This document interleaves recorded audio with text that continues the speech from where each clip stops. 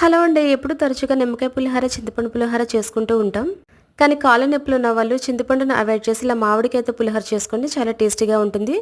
ముందుగా బాగా పుల్లగా ఉన్న మామిడికాయని తీసుకుని దానికున్న పీల్ తీసేసి తురుముకుని పక్కన పెట్టుకోవాలి.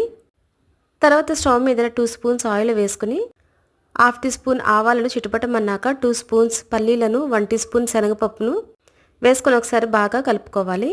తర్వాత 1 టీ స్పూన్ మినపప్పును వేసుకుని ఒకసారి బాగా కలుపుకొని ఒక ఎండుమిర్చి, 4-5 పచ్చిమిర్చి, కొంచెం కరివేపాకును వేసుకుని బాగా కలుపుకోవాలి. ఇవన్నీ బాగా వేగిన తర్వాత తురుము పెట్టుకున్న మామిడికాయ తురుమును వేసుకుని అందులో పచ్చిదనం పోయే వరకు కొద్దిగా వేయించుకోవాలండి. అవి వేగిన తర్వాత కొంచెం ఇంగువ, నచ్చితే 4-5 జీడిపలుకులను వేసుకుని ఒకసారి బాగా కలుపుకొని రుచికి సరిపడినంత సాల్ట్, కొద్దిగా పసుపుకొని వేసుకుని మరొకసారి బాగా కలుపుకోవాలి.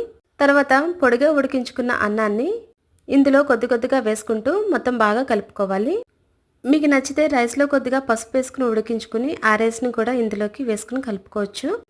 ఏ విధంగా చేసుకున్నా కూడా టేస్ట్ మాత్రం చాలా బాగుంటుంది. Thanks for watching. Please subscribe my channel for more.